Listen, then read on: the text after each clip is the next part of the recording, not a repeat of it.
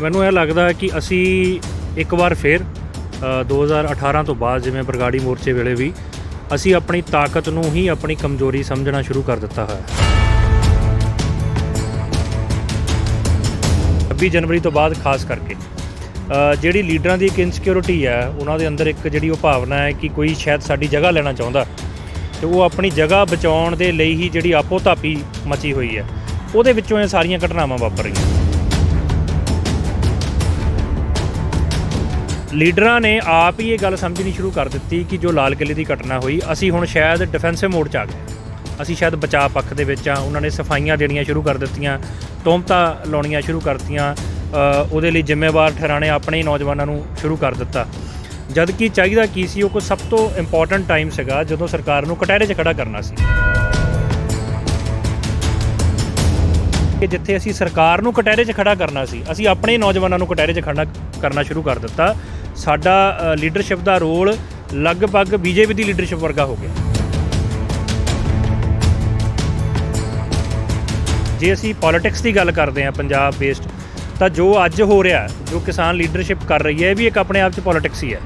ਇਹ ਆਪਣੇ ਆਪ ਨੂੰ ਕਹਿ ਤਾਂ ਦਿੰਦੇ ਨੇ ਵੀ ਅਸੀਂ ਗੈਰ ਰਾਜਨੀਤਿਕ ਆ, ਇਹ ਆਪਣੇ ਆਪ 'ਚ ਸਭ ਤੋਂ ਵੱਡਾ ਮਜ਼ਾਕ ਹੈ। ਗੈਰ ਰਾਜਨੀਤਿਕ ਇੱਥੇ ਸਿਰਫ ਜਾਨਵਰ ਹੀ ਹੁੰਦੇ ਨੇ। ਤੁਸੀਂ ਆਪਣਾ ਰੋਲ ਨਿਭਾਓ, ਆਪਣਾ ਫਰਜ਼ ਅਦਾ ਕਰੋ, ਆਪਣੀ ਜ਼ਿੰਮੇਵਾਰੀ ਨਿਭਾਓ। ਲੋਕਾਂ ਨੇ ਬਾਅਦ ਦੇ ਵਿੱਚ ਇਹੋ ਜਿਹੇ ਇਕੱਠ ਤੁਹਾਡੀਆਂ ਆਵਾਜ਼ਾਂ ਤੋਂ ਬਿਨਾਂ ਹੀ ਕਰ ਦੇਣੇ।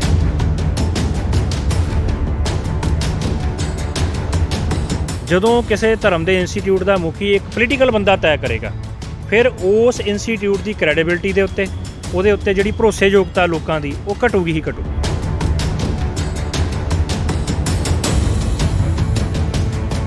ਜੇ ਧਰਮ ਦੀ ਅਗਵਾਈ ਕਰਨ ਵਾਲੇ ਜਿਹੜੇ ਲੋਕ ਹੈ, ਜਿਹੜੇ ਆਗੂ ਜਥੇਦਾਰ ਸਾਹਿਬਾਨ ਹੈ, ਉਹ ਰਾਜਨੀਤਿਕ ਲੋਕਾਂ ਦੇ ਅਧੀਨ ਚੱਲਣਗੇ ਤੇ ਫਿਰ ਭਵਿੱਖ ਕਿਵੇਂ ਦਾ ਹੋਏਗਾ? ਕੀ ਲੱਗਦਾ ਭਵਿੱਖ ਕਿਸ ਤਰ੍ਹਾਂ ਦਾ ਸਿਰਜਿਆ ਜਾਏਗਾ? ਅੱਜ ਵੀ ਜੇ ਕੋਈ ਜਥੇਦਾਰ ਨੂੰ ਲਾਂਭੇ ਕਰਕੇ ਅਕਾਲ ਤਖਤ ਸਾਹਿਬ ਤੋਂ ਕੋਈ ਚੰਗਾ ਕਿਰਦਾਰ ਵਾਲਾ ਲੀਡਰ ਆਵਾਜ਼ ਮਾਰੇਗਾ, ਇਹੀ ਪੰਥ ਫਿਰ ਸ਼੍ਰੀ ਅਕਾਲ ਤਖਤ ਸਾਹਿਬ ਦੇ ਨਿਸ਼ਾਨ ਸਾਹਿਬ ਹੇਠ ਇਕੱਠਾ ਹੋ ਜਾਏਗਾ। ਜਿਹੜੇ ਸਵੈਮਾਨ 'ਤੇ ਹਮਲਾ ਉਹਨਾਂ ਨੇ ਮੋਦੀ ਕੋਲੋਂ ਜਾਂ ਦੁਨੀਆ ਦੀ ਵੱਡੀ ਤਾਕਤ ਕੋਲੋਂ ਬਰਦਾਸ਼ਤ ਨਹੀਂ ਕੀਤਾ, ਉਸੇ ਸਵੈਮਾਨ 'ਤੇ, ਉਸੇ ਵਿਚਾਰਧਾਰਾ 'ਤੇ ਹਮਲਾ ਉਹ ਲੀਡਰਸ਼ਿਪ ਦੇ ਕੋਲੋਂ ਵੀ ਕਿਵੇਂ ਬਰਦਾਸ਼ਤ ਕਰ ਲਏਗੀ?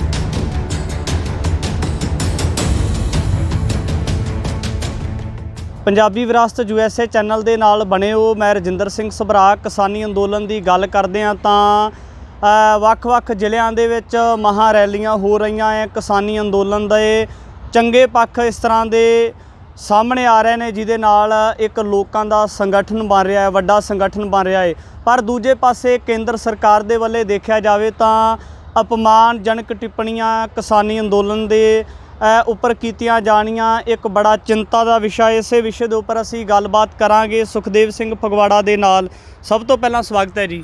ਵਾਹਿਗੁਰੂ ਜੀ ਕਾ ਖਾਲਸਾ, ਵਾਹਿਗੁਰੂ ਜੀ ਕੀ ਫਤਿਹ। ਫਗਵਾੜਾ ਸਾਹਿਬ, ਤੁਸੀਂ ਵੀ ਲੰਮੇ ਸਮੇਂ ਤੋਂ ਦੇਖ ਰਹੇ ਹੋ ਕਿ ਕਿਸਾਨੀ ਅੰਦੋਲਨ ਦੇ ਦਰਮਿਆਨ ਜੋ ਉਤਰਾਅ ਚੜ੍ਹਾਅ ਆਏ, 26 ਤੋਂ ਬਾਅਦ ਵੀ ਲਗਾਤਾਰ ਸਾਡੇ ਸਾਹਮਣੇ ਇਸ ਤਰ੍ਹਾਂ ਦੇ ਜਿਹੜੇ ਰੂਪ ਰੇਖਾ ਸੀ ਤਿਆਰ ਹੋਈ। ਪਰ ਇਸ ਸਮੇਂ ਜਿਹੜਾ ਕਿਸਾਨੀ ਅੰਦੋਲਨ ਹੈ, ਕਿਸ ਨਜ਼ਰੀਏ ਤੋਂ ਦੇਖਦੇ ਹੋ, ਕਿਹੜੇ ਬਹਾਓ ਦੇ ਵੱਲ ਨੂੰ ਜਾ ਰਿਹਾ ਹੈ? ਮੈਨੂੰ ਇਹ ਲੱਗਦਾ ਕਿ ਅਸੀਂ ਇੱਕ ਵਾਰ ਫਿਰ 2018 ਤੋਂ ਬਾਅਦ ਜਿਵੇਂ ਬਰਗਾੜੀ ਮੋਰਚੇ ਵੇਲੇ ਵੀ ਅਸੀਂ ਆਪਣੀ ਤਾਕਤ ਨੂੰ ਹੀ ਆਪਣੀ ਕਮਜ਼ੋਰੀ ਸਮਝਣਾ ਸ਼ੁਰੂ ਕਰ ਦਿੱਤਾ ਹੋਇਆ। ਸੋ ਉਸ ਵਕਤ ਵੀ ਜਿਹੜੀ ਲਾਮਬੰਦੀ ਵੱਧ ਰਹੀ ਸੀ, ਹਰ ਧਿਰ ਦਾ, ਹਰ ਵਿਚਾਰਧਾਰਾ ਦਾ ਜਿਹੜਾ ਵਿਅਕਤੀ ਆ, ਜਦੋਂ ਮੋਰਚੇ ਨਾਲ ਜੁੜਨ ਲੱਗ ਪਿਆ ਸੀ ਤਾਂ ਉਹਨੇ ਲੀਡਰਸ਼ਿਪ ਦੇ ਵਿੱਚ ਇੱਕ ਇਨਸਿਕਿਉਰਿਟੀ ਪੈਦਾ ਕੀਤੀ ਸੀ। ਤਾਂ ਹੁਣ ਫਿਰ ਦੁਬਾਰਾ ਤਕਰੀਬਨ 2-3 ਸਾਲ ਬੀਤਣ ਦੇ ਬਾਵਜੂਦ ਵੀ 26 ਜਨਵਰੀ ਤੋਂ ਬਾਅਦ ਖਾਸ ਕਰਕੇ ਜਿਹੜੀ ਲੀਡਰਾਂ ਦੀ ਇੱਕ ਇਨਸਿਕਿਉਰਿਟੀ ਹੈ, ਉਹਨਾਂ ਦੇ ਅੰਦਰ ਇੱਕ ਜਿਹੜੀ ਉਹ ਭਾਵਨਾ ਹੈ ਕਿ ਕੋਈ ਸ਼ਾਇਦ ਸਾਡੀ ਜਗ੍ਹਾ ਲੈਣਾ ਚਾਹੁੰਦਾ ਤੇ ਉਹ ਆਪਣੀ ਜਗ੍ਹਾ ਬਚਾਉਣ ਦੇ ਲਈ ਹੀ ਜਿਹੜੀ ਆਪੋ ਧਾਪੀ ਮਚੀ ਹੋਈ ਹੈ, ਉਹਦੇ ਵਿੱਚੋਂ ਇਹ ਸਾਰੀਆਂ ਘਟਨਾਵਾਂ ਵਾਪਰ ਰਹੀਆਂ। 26 ਜਨਵਰੀ ਦੇ ਦੌਰਾਨ ਵੀ ਜਿਹੜਾ ਸਾਡੀ ਤਾਕਤ ਸੀ, ਸਾਡੀ ਤਾਕਤ ਕੀ ਸੀ ਕਿ ਅਸੀਂ ਉੱਥੇ ਸਰਕਾਰ ਨੂੰ ਜਿਹੜਾ ਦਬਾਉਣ ਲਈ, ਸਰਕਾਰ 'ਤੇ ਦਬਾਅ ਬਣਾਉਣ ਲਈ ਔਰ ਇੱਕ ਅਫੈਂਸਿਵ ਤਰੀਕੇ ਦੇ ਨਾਲ ਸਰਕਾਰ 'ਤੇ ਹਮਲੇ ਕਰ ਰਹੇ ਸੀ 26 ਨਵੰਬਰ ਤੋਂ ਲੈ ਕੇ 26 ਜਨਵਰੀ ਤੱਕ। 26 ਜਨਵਰੀ ਦਾ ਪ੍ਰੋਗਰਾਮ ਵੀ ਇਸੇ ਦਬਾਅ ਦਾ ਇੱਕ ਹਿੱਸਾ ਸੀ, ਅਕੋਰਡਿੰਗ ਟੂ ਕਿਸਾਨਾਂ ਜਿਹੜੀ ਯੂਨੀਅਨ ਲੀਡਰਸ਼ਿਪ ਦੇ ਮੁਤਾਬਕ ਵੀ। ਲੀਡਰਾਂ ਨੇ ਆਪ ਹੀ ਇਹ ਗੱਲ ਸਮਝਣੀ ਸ਼ੁਰੂ ਕਰ ਦਿੱਤੀ ਕਿ ਜੋ ਲਾਲ ਕਿਲ੍ਹੇ ਦੀ ਘਟਨਾ ਹੋਈ, ਅਸੀਂ ਹੁਣ ਸ਼ਾਇਦ ਡਿਫੈਂਸਿਵ ਮੋਡ 'ਚ ਆ ਗਏ, ਅਸੀਂ ਸ਼ਾਇਦ ਬਚਾਅ ਪੱਖ ਦੇ ਵਿੱਚ ਆ। ਉਹਨਾਂ ਨੇ ਸਫਾਈਆਂ ਦੇਣੀਆਂ ਸ਼ੁਰੂ ਕਰ ਦਿੱਤੀਆਂ, ਤੋਹਮਤਾਂ ਲਾਉਣੀਆਂ ਸ਼ੁਰੂ ਕਰਤੀਆਂ, ਉਹਦੇ ਲਈ ਜ਼ਿੰਮੇਵਾਰ ਠਹਿਰਾਣੇ ਆਪਣੇ ਹੀ ਨੌਜਵਾਨਾਂ ਨੂੰ ਸ਼ੁਰੂ ਕਰ ਦਿੱਤਾ। ਜਦ ਕਿ ਚਾਹੀਦਾ ਕੀ ਸੀ, ਉਹ ਕੋਈ ਸਭ ਤੋਂ ਇੰਪੋਰਟੈਂਟ ਟਾਈਮ ਸੀਗਾ ਜਦੋਂ ਸਰਕਾਰ ਨੂੰ ਕਟਹਿਰੇ 'ਚ ਖੜਾ ਕਰਨਾ ਸੀ। ਉਹ ਇੱਕ ਇਹੋ ਜਿਹਾ ਟਾਈਮ ਸੀ ਜਦੋਂ ਸਰਕਾਰ ਨੇ ਸ਼ਰੇਆਮ ਕਿਸਾਨ ਲੀਡਰਸ ਦੇ ਨਾਲ ਔਰ ਲੋਕਾਂ ਦੇ ਨਾਲ ਧੋਖਾ ਕਰਕੇ ਔਰ ਸਿੱਧੇ ਤੌਰ 'ਤੇ ਜਿਹੜਾ ਸਰਕਾਰੀ ਹਿੰਸਾ ਜਿਹੜੀ ਉਸ ਦਿਨ ਹੋਈ, ਜਿਹਦੇ ਵਿੱਚ ਸਾਡਾ ਇੱਕ ਨੌਜਵਾਨ ਨਵਰੀਤ ਸਿੰਘ ਸ਼ਹੀਦ ਵੀ ਹੋਇਆ, ਬਹੁਤ ਸਾਰੇ ਨੌਜਵਾਨਾਂ ਦੇ ਉੱਤੇ ਗੋਲੀਆਂ ਚਲਾਈਆਂ ਗਈਆਂ, ਕੁੱਟਮਾਰ ਹੋਈ ਹੈ। ਉਹ ਸਾਰੀ ਚੀਜ਼ ਨੂੰ ਲੈ ਕੇ ਜਿੱਥੇ ਅਸੀਂ ਸਰਕਾਰ ਨੂੰ ਕਟਹਿਰੇ 'ਚ ਖੜਾ ਕਰਨਾ ਸੀ, ਅਸੀਂ ਆਪਣੇ ਨੌਜਵਾਨਾਂ ਨੂੰ ਕਟਹਿਰੇ 'ਚ ਖੜਾ ਕਰਨਾ ਸ਼ੁਰੂ ਕਰ ਦਿੱਤਾ। ਸਾਡਾ ਲੀਡਰਸ਼ਿਪ ਦਾ ਰੋਲ ਲਗਭਗ ਬੀਜੇਪੀ ਦੀ ਲੀਡਰਸ਼ਿਪ ਵਰਗਾ ਹੋ ਗਿਆ, ਕਿਉਂਕਿ ਉਹ ਕੁਛ ਦਿਨ ਇਹੋ ਜਿਹੇ ਸੀ ਜਦੋਂ ਬੀਜੇਪੀ ਦੀ ਲੀਡਰਸ਼ਿਪ, ਗੋਦੀ ਮੀਡੀਆ ਅਤੇ ਕਿਸਾਨ ਲੀਡਰਸ਼ਿਪ ਦੀਆਂ ਸਟੇਟਮੈਂਟਸ ਲਗਭਗ ਇੱਕੋ ਜਿਹੀਆਂ ਆ ਰਹੀਆਂ ਸੀ। ਤਾਂ ਸਮਝ ਨਹੀਂ ਸੀ ਆ ਰਿਹਾ ਕਿ ਅਸੀਂ ਜਿਹਦੇ ਨਾਲ ਮੋਢੇ ਨਾਲ ਮੋਢਾ ਜੋੜ ਕੇ ਜਿਹਦੇ ਖਿਲਾਫ ਲੜ ਰਹੇ ਸੀ, ਉਹ ਸਾਨੂੰ ਸਾਰੇ ਇੱਕੋ ਹੀ ਪਾਲੇ 'ਚ ਖੜੇ ਨਜ਼ਰ ਆਏ।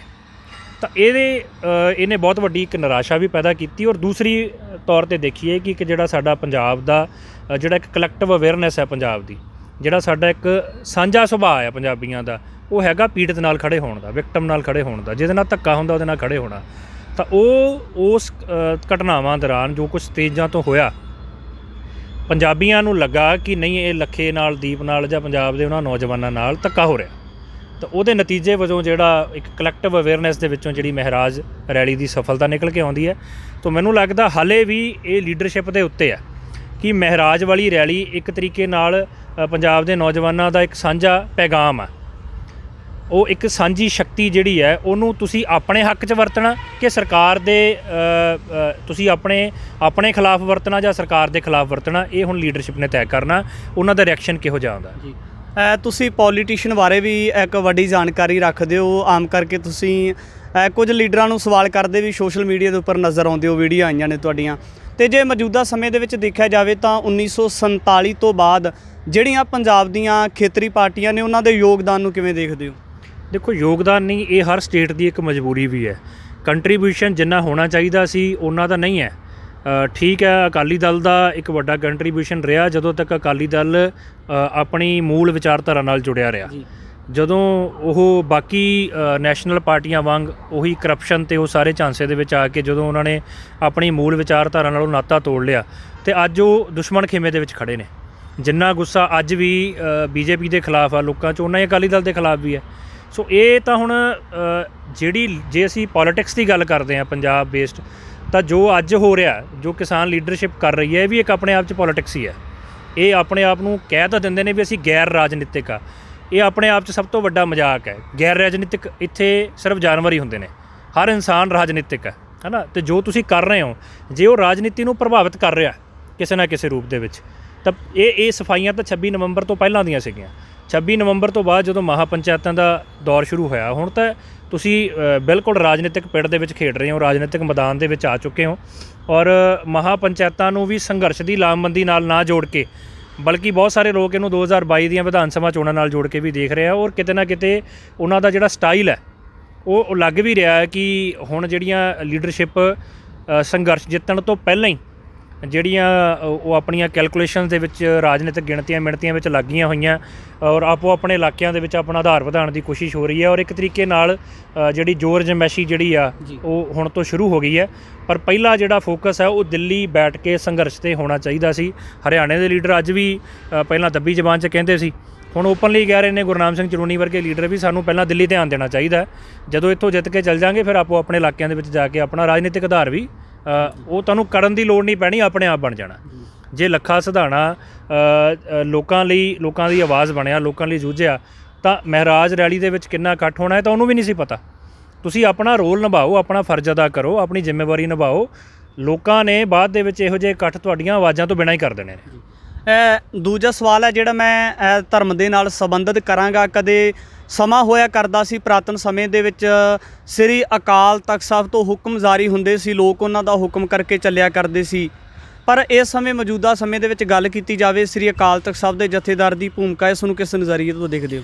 ਨਹੀਂ, ਇਹ ਕ੍ਰਾਈਸਿਸ ਜਿਹੜਾ ਨਾ ਜੀ, ਦੇਖੋ ਜਿਹੜਾ ਆਰਗੇਨਾਈਜੇਸ਼ਨਸ ਦਾ, ਇੰਸਟੀਟਿਊਟਸ ਦੀ ਜਿਹੜੀ ਕ੍ਰੈਡੀਬਿਲਿਟੀ ਦਾ ਕ੍ਰਾਈਸਿਸ ਹੈ, ਇਹ ਇਕੱਲੇ ਸ੍ਰੀ ਅਕਾਲ ਤਖਤ ਸਾਹਿਬ ਨਹੀਂ ਝੇਲ ਰਿਹਾ। ਮਤਲਬ ਇਹ ਸਾਰੀਆਂ ਹੀ ਇੰਸਟੀਟਿਊਟ ਹਰੇਕ ਧਰਮ ਦੀਆਂ, ਸਾਰੀਆਂ ਇਸ ਟਾਈਮ ਕ੍ਰੈਡੀਬਿਲਿਟੀ ਦੇ ਕ੍ਰਾਈਸਿਸ 'ਚ ਨੇ।